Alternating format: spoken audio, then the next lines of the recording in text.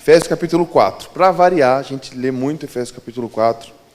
Já falamos muito sobre ser parecido com Jesus no Efésios capítulo 4.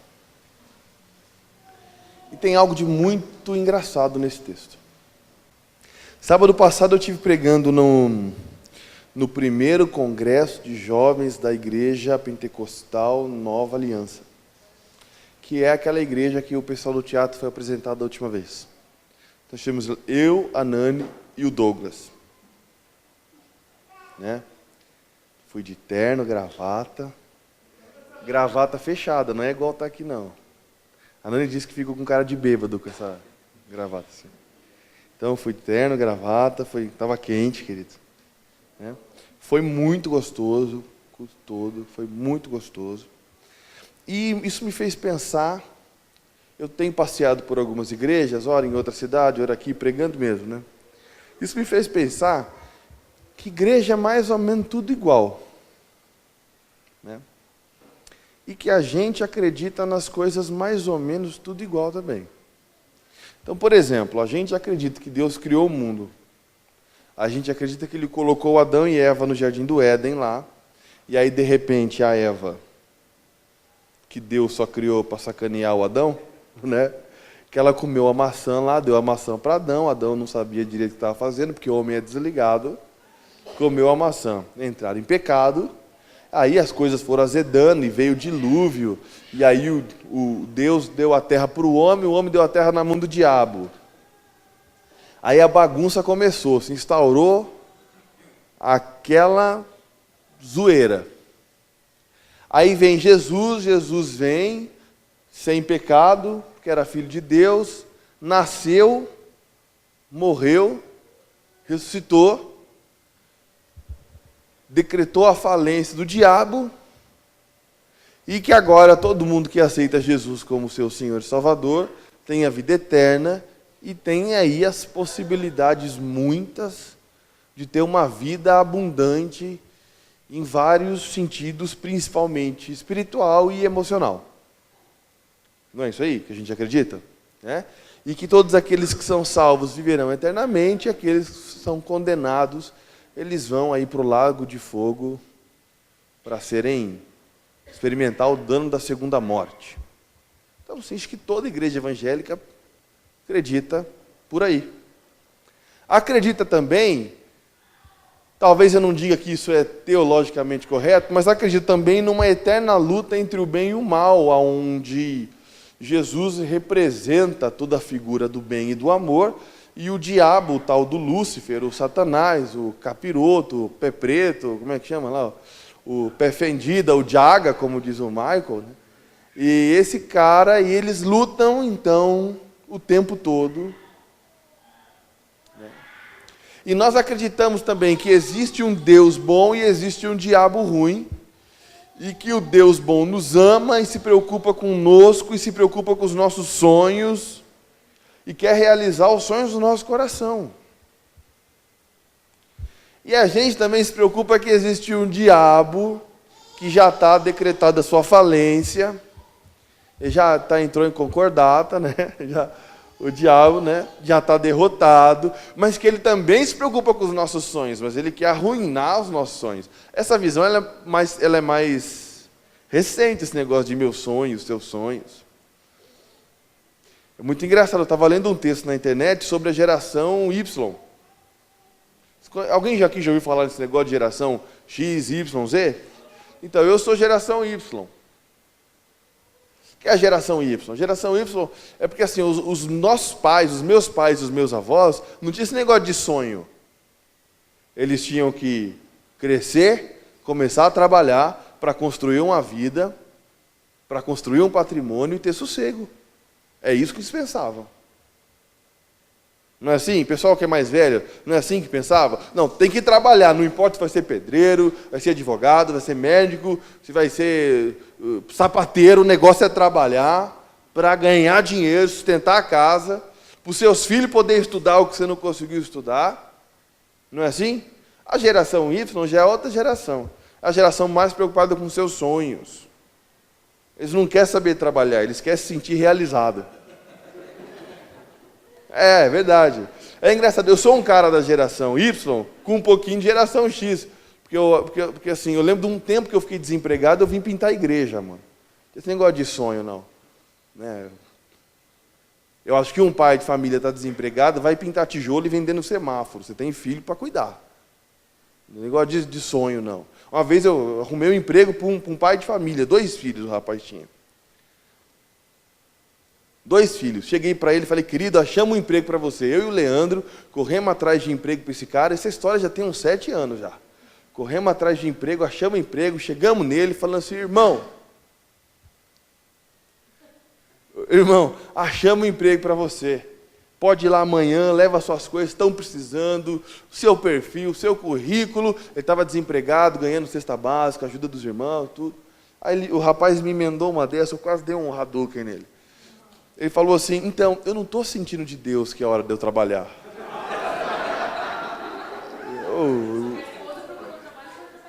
A esposa foi trabalhar e o rapazão em casa. Sabe aquele cara folgado? Um dia eu cheguei na igreja, ele estava jogando videogame no data show da igreja. Ele tinha a chave, levou as coisas, ligou o videogame dele, estava jogando videogame no data show. Eu lembro que eu cheguei na igreja, o Gessé junto comigo, eu fiz assim, ó. O Gessé, calma, mano. Eu já estava a ponto de arrancar o cara ali com um tapa na orelha, em nome de Jesus, né? Essa geração Y é assim, então, essa geração Y olha para o Evangelho, é aquela que olha para o Evangelho e diz assim, ai, Deus se importa tanto com os meus sonhos, eu sou a menina dos olhos de Deus. E só se apega a esse lado da moeda. E daqui a pouco fica achando assim que Deus quer tudo o seu bem, o diabo quer tudo o seu mal. E que o mundo espiritual gira em torno dos seus sonhos e do que Deus tem para você e do que o diabo quer tirar de você. E isso, essa geração Y é uma geração muito imatura. Vai sofrer muito quando chegar no mercado de trabalho, começar a trabalhar e perceber que o mundo não gira ao redor de você. E perceber que o mundinho favorito que seus pais criaram para você, que você criou na sua cabeça, ele não existe. Que lá fora ninguém quer saber quem você é.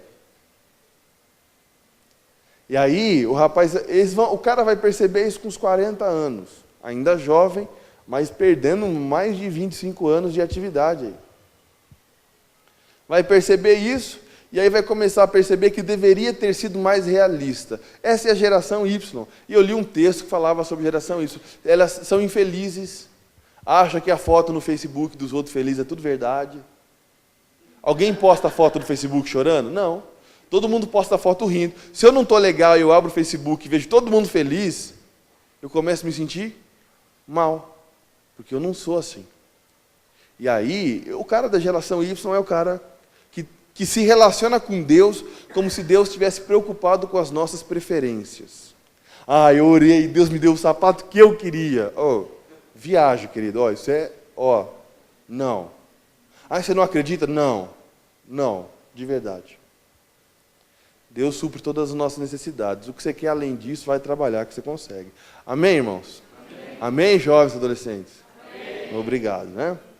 E aí a gente tem uma leitura para fazer aqui no Efésios capítulo 4. E nós sempre falamos muito desse texto abordando o seguinte caso, né?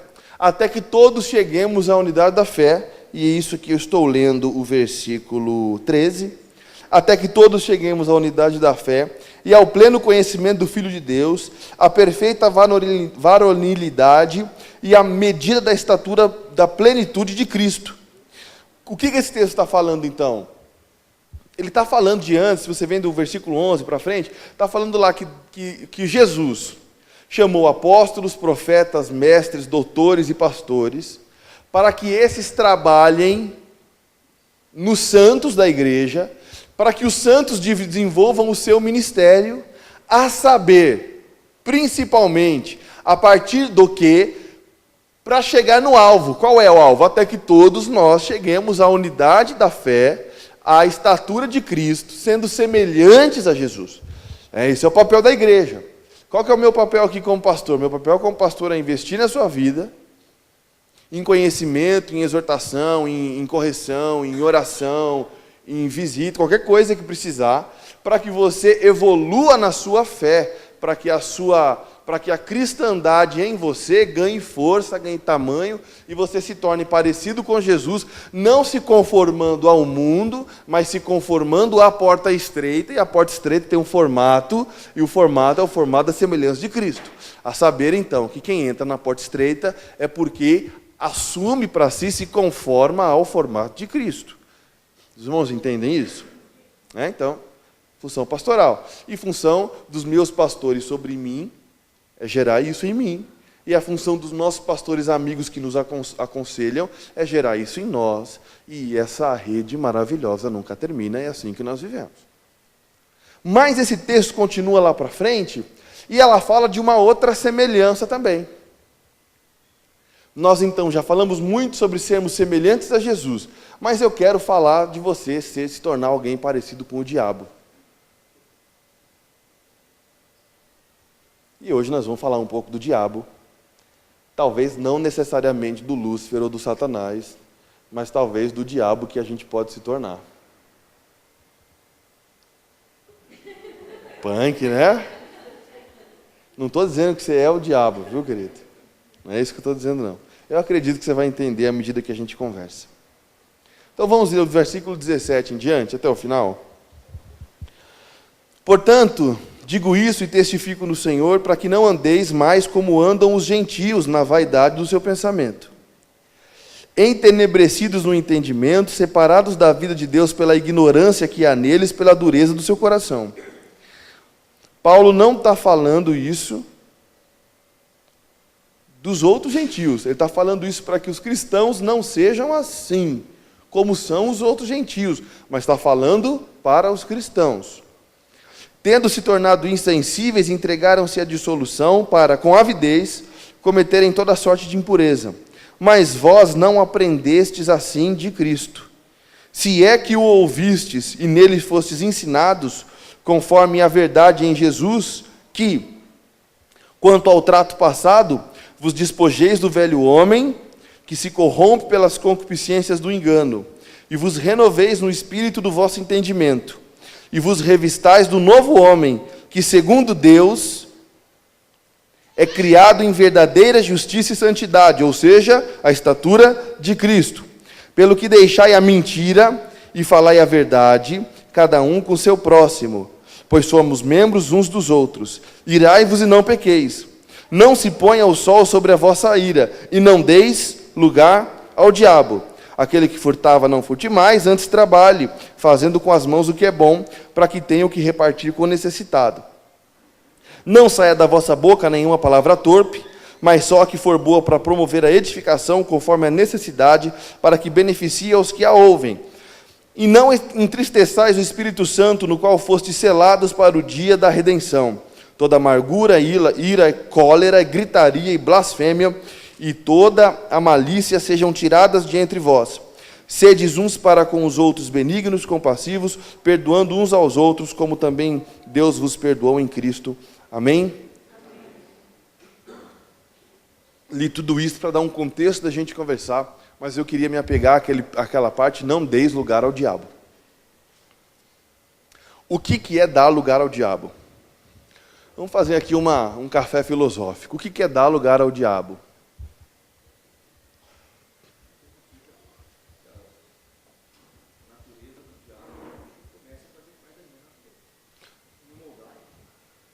Beleza, é isso aí mesmo, bem por aí.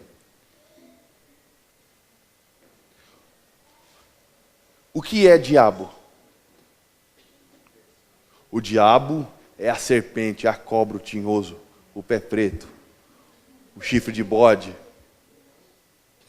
É o demônio, é o capiroto, o coisa ruim, o demo, o Beuzebu, o Baal, o Kakaroto. Quem assistia Dragon Ball Z aí, ó? É o Mr. Satan, é o Satã, Satangô, Satanás. Quem que é o diabo? O adversário. É o adversário. É exatamente, o diabo é o adversário. O restante é nomenclatura. É só apelido que ele ganha por aqui. Tem até um vídeo na internet que vai chamar Tinhoso. E aí o diabo na internet fala assim, eu adoro quando eles me chamam assim, não sei o que e tal. Né? Uma peça de teatro. Não assiste não. Né? O diabo é o adversário. Adversário de quem? De Deus? Deus tem adversário? Não. Tem uma imagem na internet, já falei dela, que é o Jesus assim e o diabo assim, eles estão tirando um braço de ferro. É legal a imagem, mas não é verdadeira, porque Jesus não tem adversário. É Deus dispensar no sentido de deixar de pensar no diabo, o diabo deixa de existir. Não é? Então Deus não tem adversário. Agora, o diabo é o adversário. Quem? O nosso adversário.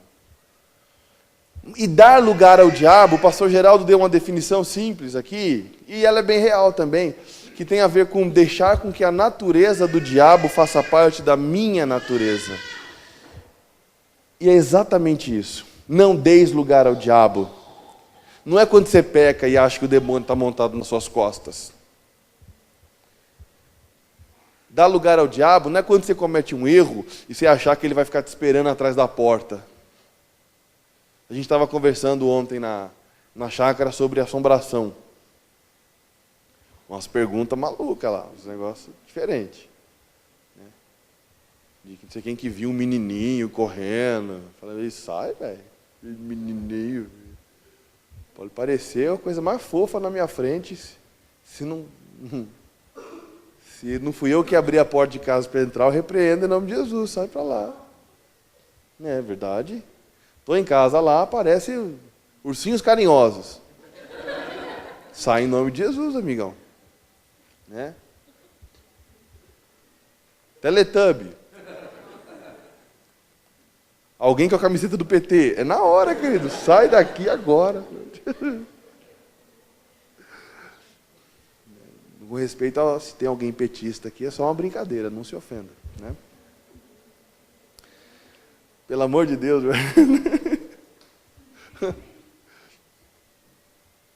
E a gente estava conversando sobre isso. Então isso não é dar lugar ao diabo. Contou uma mentira, deu lugar ao diabo. Não é assim. Cometeu um pecado, deu lugar ao diabo. Não é assim. O começo do capítulo, verso 11 em diante, está falando de nós sermos parecidos com Jesus, e depois vem um alerta de não nos tornarmos semelhantes ao diabo. Olha só como isso é intenso.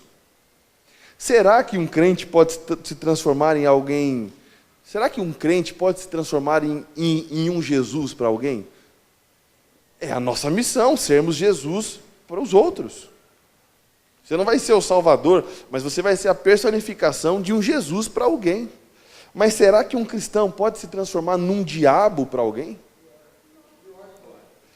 Pior, não pode, mas acontece. E acontece. Se acontece. Como é que um cristão pode virar um diabo para alguém? Fofoca. Quem falou fofoca? Maravilha. Fofoca é a coisa que eu mais gosto de bater. Fora novela, fofoca. Gente, fofoqueiro é língua do diabo, é boca do diabo, está sendo um diabo. Está sendo um adversário. Diabo, a tradução de diabo quer ser maledicente. Aquele que fala mal. Fofoqueiro fala mal dos outros. Sinônimo, né? Você sabe o que é mais engraçado de tudo? Fofoca chega em pastor, Geraldo? Chega em pastor Neto? Não chega. Não chega. Ninguém tem coragem. Sério? Porque sabe que vai ouvir. Vou assim, eu não estou sabendo de nada. Até porque pastor é o último a saber. Mas vou jogar um verde aí. Querido, se tem alguém aqui fazendo fofoca de alguém, querido, eu vou orar. E Deus vai pesar a mão. Vou falar, Senhor, revela o fofoqueiro agora. Que a língua dele fique verde, Senhor. e que ele comece a babar e a língua fique pendurada. Assim todos saberão, eis o fofoqueiro que coloca o pecado na cabeça dos outros. Fazer fofoca, então, é ser diabo para alguém. O que mais é ser diabo para alguém? Inveja, uma inveja aplicada, uma inveja que se transforma em ação para boicote. Isso é ser pecado? Isso é ser diabo? É ser diabo para alguém. Obrigado, você está sendo Jesus para mim. A menos que tenha vinagre na água. Ou sal. Puxa vida, hein? Aquela inveja que se transforma em ação para boicote. Isso é ser diabo para alguém. Tá bom, César, mas só para vocês acharem que eu não estou querendo enganar vocês, lembra do Jesus conversando com Pedro e dizendo: Pedro, tu és pedra, Pedro. Você é tijolo, Pedro. Você é tijolo, bom para construir, mas é barro. Sobre essa rocha, Jesus está falando dele. Sobre essa rocha eu edificaria a minha igreja. A rocha não é Pedro, viu? Pedro é pedra, a rocha é Jesus. Sobre essa rocha eu edificarei a minha igreja. Mas você, Pedro, você é tijolo, Pedro. Você ajuda, Pedro. Então vem cá e faz parte da construção. Não era isso que Jesus dizia para Pedro? Trocando em miúdos? Eu sou rocha, eu sou alicerce, eu sou base. Mas você, Pedro, você é tijolo. Vem cá sobre mim e que você vai servir de sustentáculo para outros. Você é tijolo, Pedro. 10 minutos depois, Pedro vai e fala para Jesus: não, você não vai não. Você não vai morrer não. O que Jesus diz para Pedro? Arreda de mim, Satanás, sai daqui, diabo. Pedro sendo um diabo de Jesus. E Jesus, com toda a mansidão que só ele tinha, sabe aquelas respostas prontas? Parece que ele ficou pensando a semana inteira. Porque ele fazia dessas, né? E aí Jesus chega para ele e fala: sai daqui, diabo, sai daqui. Você é uma pedra de tropeço. Então, esse é um exemplo, um dos muitos exemplos que o Evangelho nos mostra, de homens de Deus que se confundiram, se transformaram em diabo para outra pessoa. Desculpa.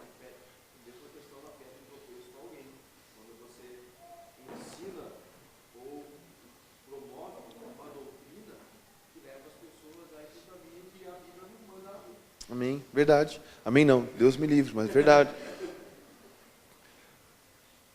Aqui, como pastor ou pregador, eu posso ser uma pedra eu posso ser um tijolo para edificação na sua vida, ou eu posso ser uma pedra de tropeço para você, se o que eu estiver dizendo aqui é algo que te leva para um caminho de queda. E eu queria falar de algumas características do diabo. Alguém aqui já viu? Eu já vi. Não fomos formalmente apresentados. Fui sim, foi formalmente apresentado. Vocês lembram daquela história? Eu fui formalmente apresentado a um demônio. É interessante, né? Quase que eu falei assim: estamos aqui com ele, que é o maquiavélico das ações. Conta um pouquinho para nós, Satanás. Né?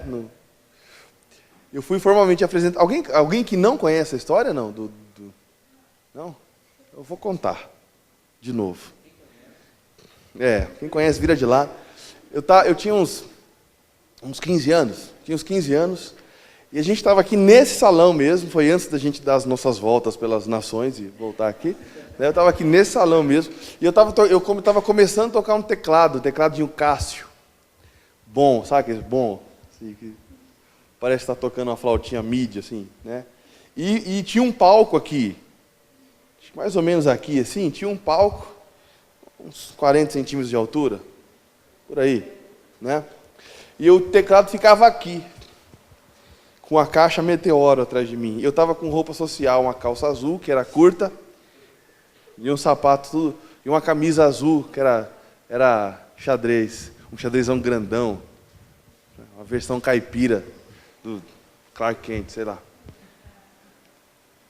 E eu estava tocando teclado aqui. Bom, mas uma semana atrás, eu estava indo embora para casa, E eu tava meio com a veneta virada, sabe?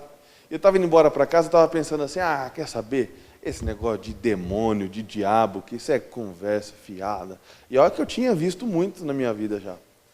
Esse negócio de demônio, sai para lá.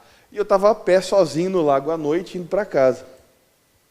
Umas 2 semanas depois, eu vim para cá, para a igreja. Não, eu vinha sempre, mas 2 semanas depois, que eu estava aqui tocando na igreja, eu estava aqui tocando, e o louvor rolando, a Márcia ministrando. Você vê que nós estamos juntos faz tempo, né? Mas ministrando lá, tudo velho aqui. Aí, tocando lá, o tecladinho cá, sem pedal, não sei o que e tal. Aí eu olho uma confusão ali, onde o Edmuro e o Samuel estão ali.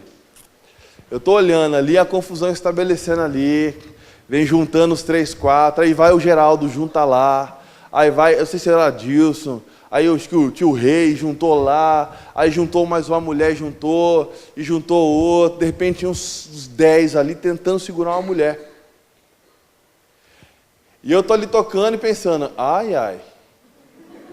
né? O que tá rolando? Aí vem aquela muvuca, vem andando para cá, assim, e veio andando pro corredor aqui, e eu tocando ali. E eu, meu Deus, o que está rolando, o que está rolando? E aquela muvuca veio andando, veio arrastando as pessoas mesmo, até que eles pararam na frente do palco aqui. Oi? Ela parou, enrolou aqui e tal. Aí eu estava ali olhando aquele negócio a 2 metros de mim, assim. Aí, de repente, a mulher abriu o olho e olhou para mim. Aí ela gritava assim, você não me chamou? Eu estou aqui.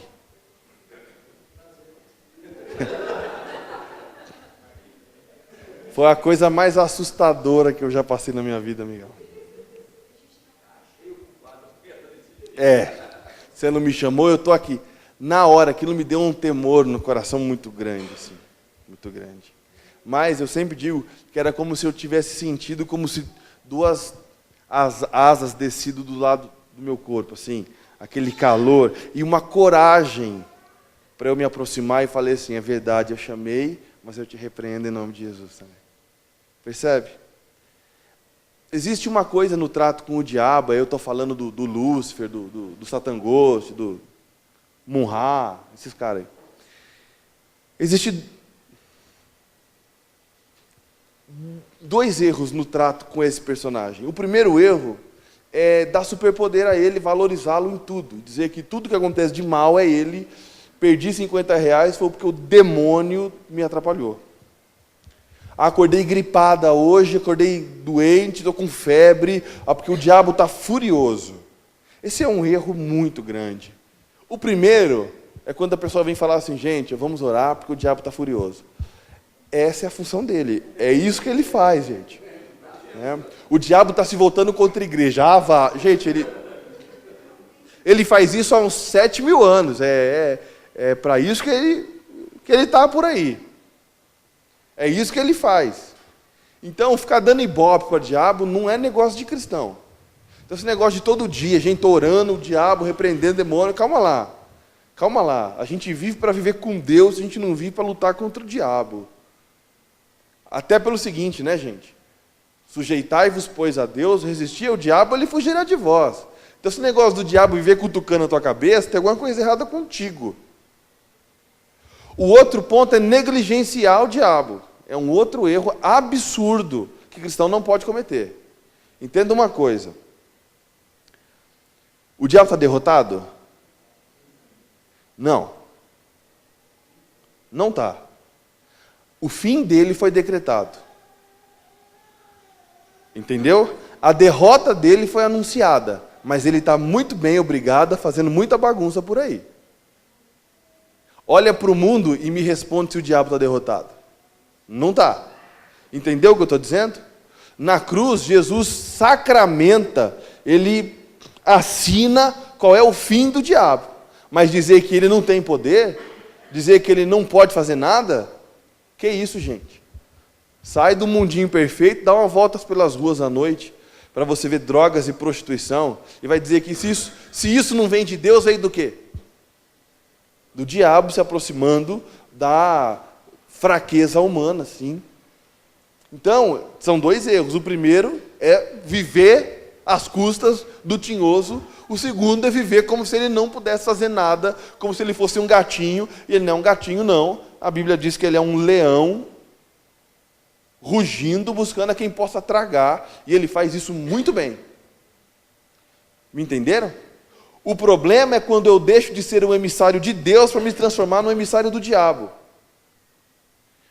O ladrão, o diabo, ele veio para roubar, matar e destruir. A má língua, isso a gente vai ler no livro de Provérbios inteiro. A má língua, ela rouba, mata e destrói. Boca do diabo.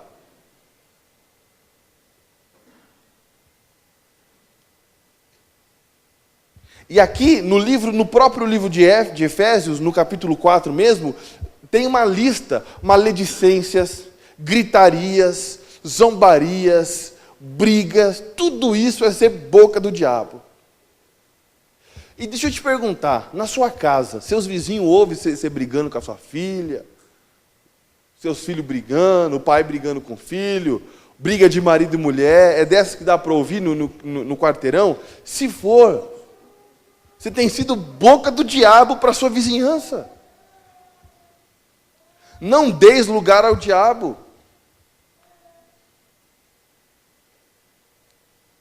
Como é que você é conhecido no seu trabalho? É conhecido como um profissional responsável, que faz o que deve ser feito? Ou o cara que trabalha aí, às vezes não trabalha, rouba umas canetas, leva embora?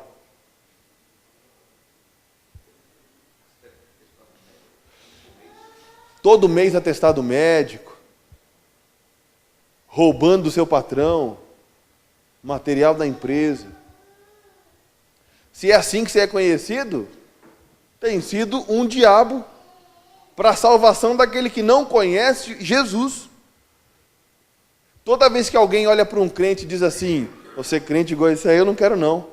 Esse crente em questão tem sido um diabo contra essa pessoa, esse gentil, vamos pôr assim. Você sabe que eu estudei um ano com um cara, um ano inteiro, primeiro ano do colegial. Um ano inteiro, primo da Nani. Rapaz que eu gosto muito, tenho um carinho especial por ele. Um ano inteiro. Quando chegou no começo do segundo ano do colegial, a gente estava conversando, eu já tinha ido na casa dele, já tinha ido em casa, a gente jogava basquete junto. Depois de um ano inteiro, a gente estava conversando, e do nada eu deixei escapar que tinha ido na igreja e não sei o quê. Ele olhou para mim e falou assim: "Ô, você é crente?" Aí eu falei: "Sou." Aí ele falou: "Ah, eu também." Os dois, ao mesmo tempo, apontou um para a cara do outro e falou assim: "Ah, não parece." Eu estava sendo diabo para ele, ele estava sendo diabo para mim, e nós dois estava sendo diabo para a classe. Porque quem olhava para a gente, se soubesse que a gente era crente, dizia assim: esses crentes aí, quero ser igual a esses caras não. Isso é ser semelhante ao diabo.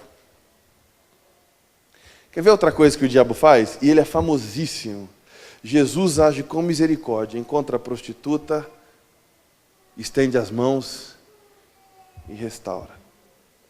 Jesus encontra o pecador, a mulher samaritana rejeitada pelos judeus, o centurião romano, não importa quem fosse, estende a mão, o leproso estende a mão, toca e chama para a vida. O diabo é acusador. E toda vez que eu me coloco no papel de acusador, eu estou sendo um diabo para alguém. Existe uma coisa que é chamada de espírito profético. Eu quero ensinar para os irmãos, sonho eu que de uma vez por todas, sobre o que é profecia. Para a gente não ficar recorrendo. Fala-se muito de profecia aí, mas experimentar a coisa do jeito certo, né? O que é profecia? Para saber o que é um profeta. O profeta é um homem chamado da parte de Deus para falar da parte de Deus, ok? O profeta é perfeito? Não, o cara é normal. Normal, igual todo mundo. Para você entender o que é profecia, só observa quais são o caráter das profecias bíblicas. Qual é o caráter da maioria esmagadora das profecias bíblicas? O que é? O juízo de Deus começa pela casa de Deus.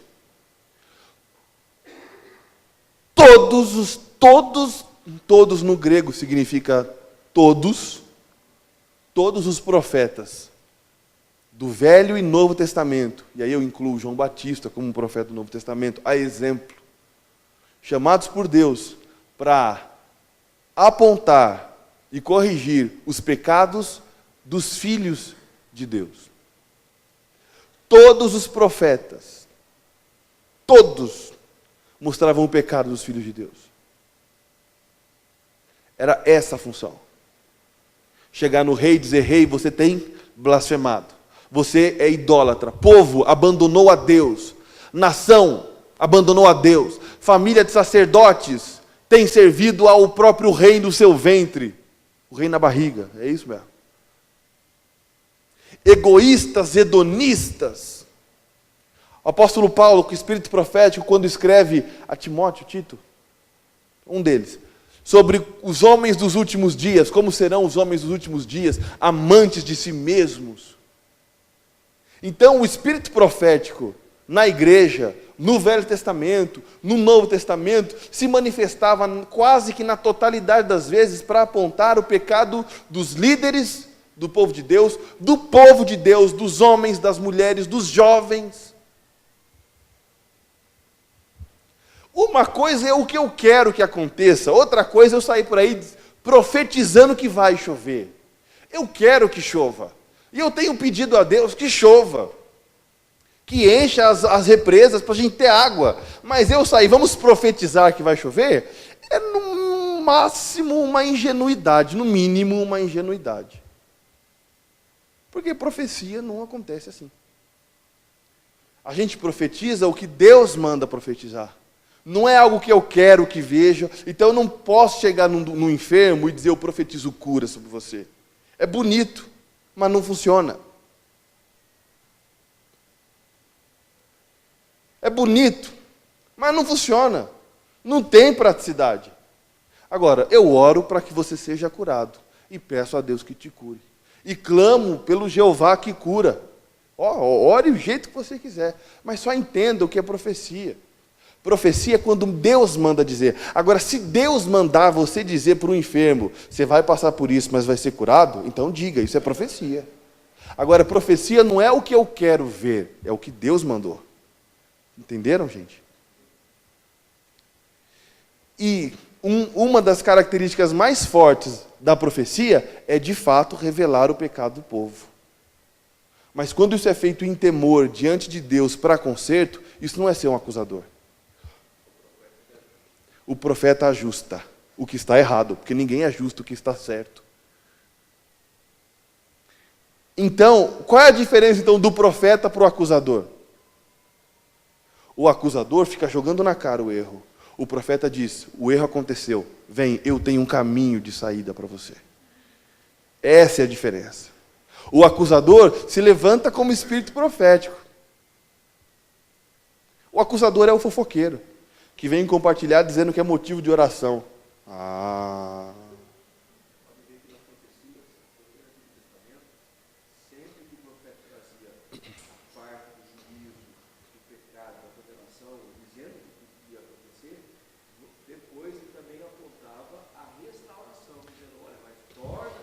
Isso mesmo.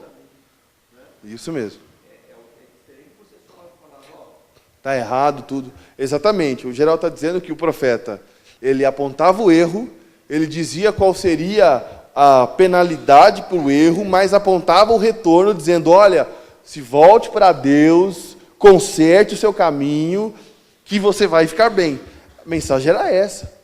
Agora, aquele que se levanta só para apontar o erro, e é engraçado, uma vez eu disse isso num curso, eu lembro, eu tinha 19 anos, a gente estava fazendo um curso, lá naquele prédião que a gente ia lá, E estava falando sobre buscar a Deus.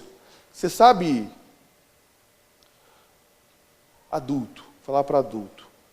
Você sabe qual é o primeiro obstáculo que um jovem que quer buscar Deus enfrenta?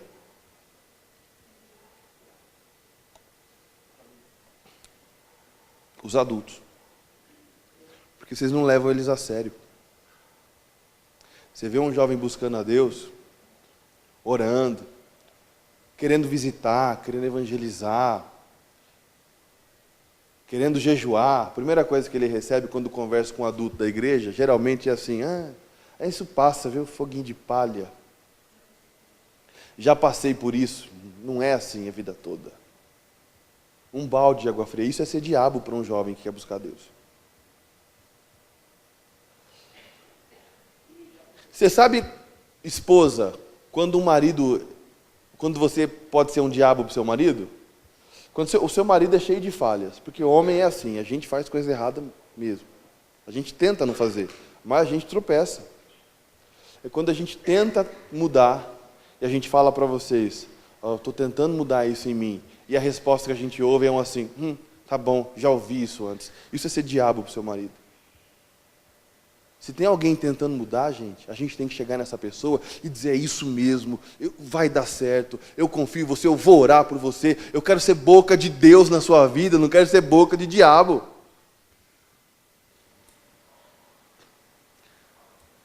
Maridos, está lá a sua esposa, resolveu fazer um curso.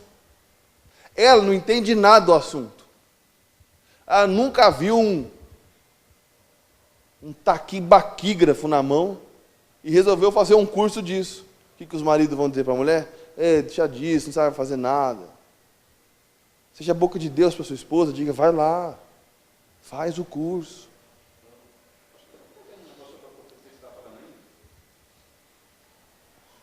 Pois a profecia nunca foi produzida por vontade dos homens, mas os homens santos da parte de Deus falaram movidos pelo Espírito Santo. 1 Pedro 1, 21. 1 Pedro 1, 21, amém? Então, profetizar o que você quer ver, não tem muito a ver. Eu já estou terminando. O diabo é acusador. Quando nós somos acusadores, nós somos diabo para alguém. O diabo é o pai da mentira. Aí eu queria ser um pouquinho ousado em falar sobre contaram a mentira e viveram a mentira. O pai da mentira produz filhos que vivem uma mentira. Toda vez que você vive uma mentira, vive uma ilusão, você está sendo diabo para você e está sendo diabo para alguém. Muito mais do que contaram a mentira, é viver uma mentira. Se eu estou aqui hoje me colocando como pastor ou um homem de Deus para pregar o evangelho, mas durante a semana eu sou um canalha, eu sou um calhorda, eu estou vivendo uma mentira, sendo diabo para vocês. E não importa o que eu diga aqui. Não importa o jeito que eu estou vestindo. Não importa as palavras que eu escolho usar. Se eu sou pastor só de domingo de púlpito, eu estou vivendo uma mentira. Então eu estou sendo diabo para você. Vocês estão entendendo o que eu estou querendo dizer? Agora, quem vive na luz, querido, quem vive na luz, uma hora tropeça e conta a mentira. Porque a gente cai. Mas rapidamente se lembra de quem é filho. Eu sou filho de Deus, meu Pai habita na luz. E nós que somos filhos de Deus, somos semelhantes a Jesus, em algum momento a gente age como um acusador também. Mas logo a gente percebe, poxa, a pessoa tentando mudar, e eu ao invés de ajudar, estou tacando pedra. Poxa, me perdoa. Eu quero te ajudar, conta comigo, estou orando por você.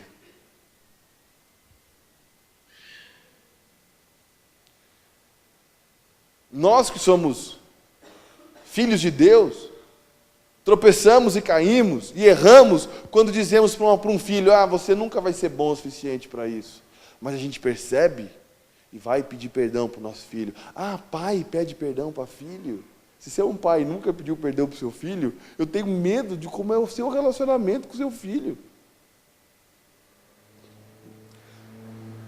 Gente, homem que acha que pedir perdão é sinal de fraqueza, não sabe o que é fraqueza. Não, deve estar mergulhado nela, porque pedir perdão jamais é sinal de fraqueza. Assim como dizer que ama. O pai, você já disse para o seu filho que você ama ele? Se não disse, o dia é hoje. Dá um abraço no seu filho e dizer eu te amo. Isso não é sinal de fraqueza, não. Tem que ser muito macho para dizer para um outro homem que ama. Eu estou falando de pai e homem para filho homem. Não é verdade? Não tem que ser macho para abraçar um barbudo que nem o Samuel e falar, eu te amo, filho. Ele, eu também. Tem que ser macho. Tem que ser macho para olhar um outro amigo aqui, outro homem aqui e falar, Região, eu te amo, você é um cara precioso para mim. Tem que ser muito macho fazer um negócio desse. Eu estou sendo Jesus para ele. E pedir perdão também, querido, eu errei contigo. Por favor, me perdoa. Eu estou pedindo perdão porque eu não tenho desculpas a apresentar. Já sabe a diferença entre perdão e desculpa, né? Desculpa é quando tem justificativa. Ou seja, pisei no seu pé porque estava olhando para lá. É uma justificativa. Cabe a outra pessoa aceitar ou não. Quando você pede perdão, você está dizendo para a pessoa, eu não tenho justificativa. Eu fui mal, eu não queria. Eu fui mal. Eu não tenho justificativa, por isso eu peço o teu perdão. Não tenho justificativas. E toda vez que eu não escolho perdoar alguém, eu estou sendo diabo para essa pessoa. Mas toda vez que eu perdoo uma pessoa, eu estou sendo Jesus para essa pessoa. Aí, gente, o que eu quero dizer é que essa batalha eterna entre o bem e o mal, ela acontece mais dentro da gente do que fora da gente. Essa batalha espiritual, ela acontece mais na nossa mente do que de fato em qualquer outro lugar. Porque se eu, ao invés de ser diabo para alguém, dar lugar ao diabo, eu der lugar a Cristo em mim, eu estou me sujeitando a Deus. Aí, querido, pode vir o Lúcifer, capeta, capiroto, o nome que você quiser dar, resistir ele, que ele fugirá de vós. A palavra é muito clara. Sujeitai-vos, pois, a Deus, é fazer a vontade de Deus. E a vontade do Pai é que todos cheguem à unidade da fé, à plena estatura de Cristo, e não deem lugar ao diabo, não sejam parecidos com ele. E eu quero ser Jesus para minha esposa, quero ser Jesus para o João, para a dona Dilma, quero ser Jesus para a dona Dilma.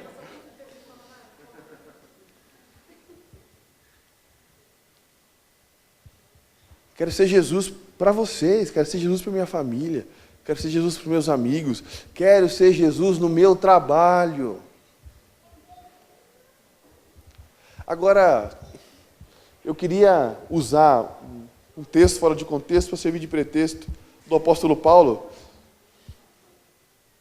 quando ele diz assim, cada um então examine-se a si mesmo e perceba o quanto você tem sido Jesus e o quanto você pode estar sendo diabo para alguém. E se encare. E olhe para dentro de você e pensa, poxa, eu podia ser mais amável.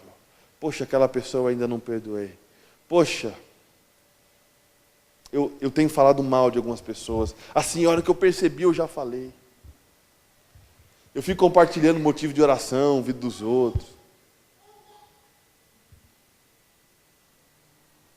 Eu fico desejando o mal dos outros. De verdade, gente. Quem ficou postando no Facebook que queria que fosse a Dilma no avião do Eduardo Campos lá, que espírito que é esse? Eu podia ser a Dilma no avião que caiu, né? Não podia, não. Que espírito é esse? Que espírito é esse que eu vi centenas de cristãos espalhando isso no Facebook? E sabe o que acontece? Quando alguém fez uma postagem, gente, a gente não pode pensar assim, não. Caíram de pau nesse cara dizendo que ele era fundamentalista, que ele era moralista. Se você deseja a morte da presidenta Dilma, você está sendo o diabo para ela. Eu não gosto dela também. Mas eu quero que ela viva longos anos e que encontre Jesus, se arrependa dos pecados dela, assim como eu preciso encontrar Jesus cada dia e me arrepender dos meus pecados a cada dia, porque eu não sou melhor que ela. E você também não é. Porque se você se achar melhor que a mim e se achar melhor que ela, você está sendo diabo para você. Sabe por que você está sendo diabo para você? Porque você nunca vai conseguir se encarar com realidade para conseguir tratar os erros que existem em você.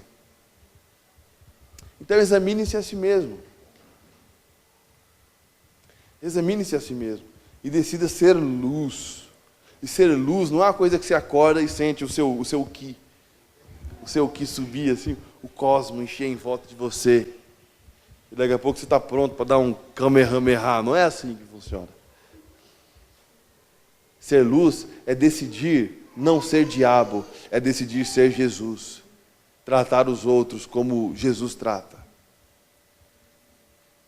Então, longe de vós gritarias, longe de vós reclamação, longe de vós murmuração, longe de vós imoralidades, longe de vós malícias, longe de vós briga em casa que todo mundo ouve, longe de vocês aquele machismo intolerante,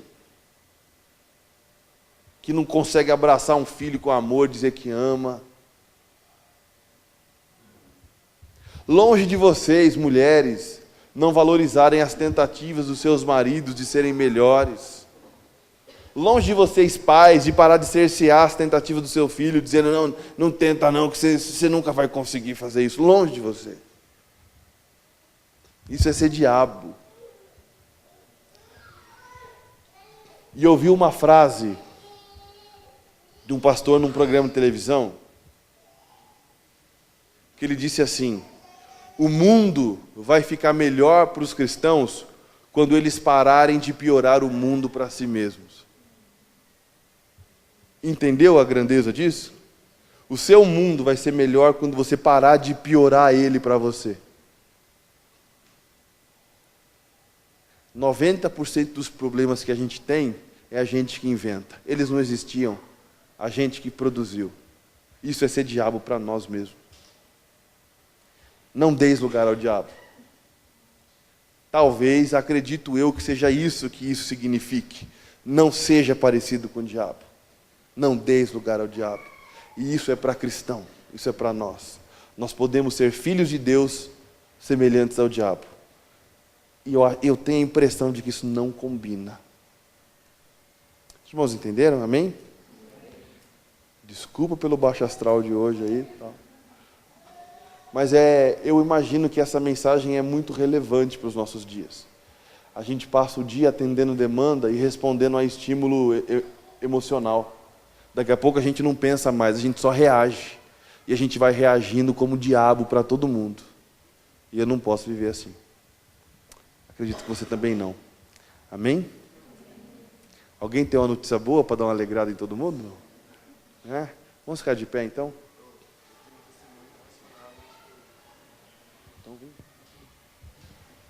Pode ficar de pé, gente. Vamos só para... Vou contar algo que aconteceu esses últimos tempos. E é realmente aí o que o César pregou hoje. É você decidir ser Jesus para qualquer um que está ao seu redor. Seja no seu trabalho, na escola, na faculdade. E aconteceu comigo foi que eu resolvi ser Jesus lá no meu trabalho. E tinha um rapaz que ele perdeu a esposa. Algumas pessoas já conhecem dessa história aí, só que não sabem o desfecho que eu fiquei sabendo sexta-feira. Aconteceu que ele perdeu a sogra, aí passou um pouco espaço de tempo, uns 2 meses, ele perdeu a esposa. Do nada, assim, não tinha vestígio, não tinha nada. Só perdeu. E esse cara aí, ele tem uns 30 e poucos anos, eu não sei ao certo. Mas o que aconteceu? Ele entrou numa depressão muito grande. Ele emagreceu, ele estava na pior, não comia, só chorava. Ele estava indo trabalhar, juntando as últimas forças dele, né? E eu fiquei sabendo da história. Eu falei assim, preciso ajudar esse cara de alguma forma. Não tem algum jeito. Eu pedi a Deus para ajudar. Aí o que aconteceu? Passou uma semana e esse rapaz foi trabalhar no turno da manhã comigo. Um dia só, na segunda-feira. Eu falei, é hoje. Lembrei na hora, né? Porque quando você pede uma coisa a Deus, quando Deus te dá a oportunidade, E ele te dá também a lembrança, ó, você pediu, tá aí. Eu falei, agora eu preciso ter uma brecha para falar com o cara. Eu tava com medo, porque o cara tava com depressão, ele tava sofrendo mesmo, e eu falei, pô, será que se eu mexer, será que vai ficar pior? Beleza, Deus sabe o que está fazendo. Se Ele colocou a oportunidade, Ele vai fazer acontecer, né? Não sou eu que vou falar. Comecei a conversar. Eu falei para ele assim, nossa, cara, uma ligação. Chegar em casa, eu tenho que fazer uma faxina lá. Minha esposa, quando eu estou no horário das 6, ela já deixa uma lista, né? Que eu chego 3 horas, eu vou ter que fazer uma faxina em casa. Aí ele falou assim pra mim, rapaz, eu sei como que é, tá difícil sem esposa. Aí deu a oportunidade pra eu falar. Eu perguntei como que ele tava. Aí eu fiquei com medo, porque ele começou a tremer, começou a chorar. Só que aí Deus foi colocando palavras na minha boca, e eu fui sendo Jesus na vida dele ali, fui dando palavras de conforto pra ele. Diagnostiquei um diabo que foi na vida dele, que foi a própria psicóloga que ele tava indo. Não tem nenhum psicólogo aqui, né?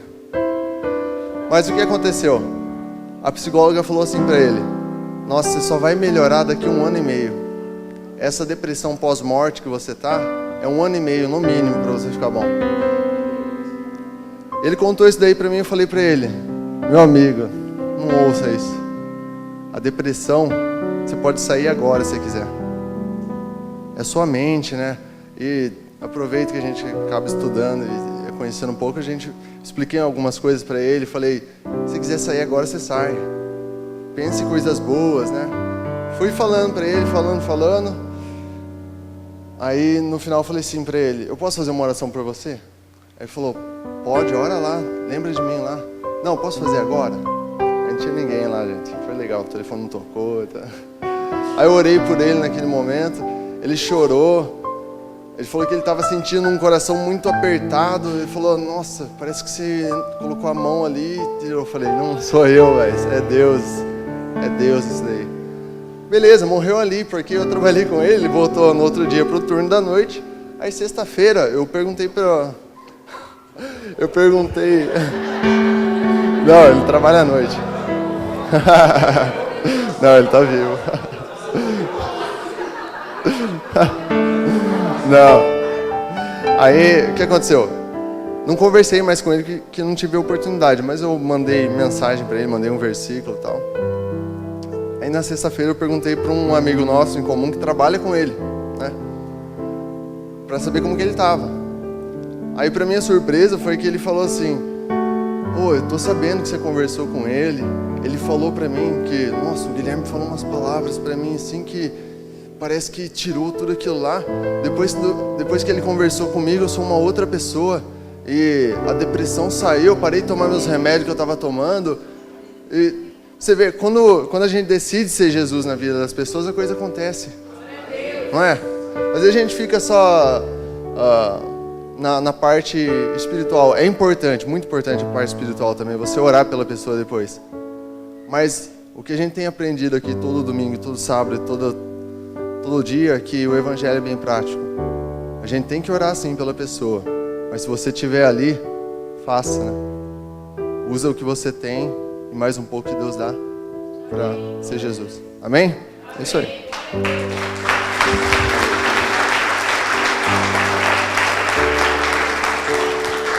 Outra coisa que a gente aprende com o Evangelho é que as atitudes práticas que nós tomamos, elas são espirituais. Porque nós estamos ligados à videira e é ligados a ela que nós damos fruto. Então, ser Jesus para alguém é espiritual. Por mais que o que você esteja fazendo é um serviço prático de conversa. Amém? Eu queria orar aqui. Eu queria te convidar a se posicionar nessa noite, se você quiser fazer isso. Se você quiser, se você ouviu essa mensagem e percebeu que em muito tempo, muitos períodos da sua vida, você tem sido diabo para alguém, mas hoje você quer se tornar Jesus para alguém. Deixar para trás essas práticas que fazem mal a você e ao próximo.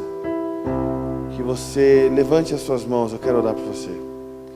Enquanto os demais irmãos ficam com os olhos fechados. Amém.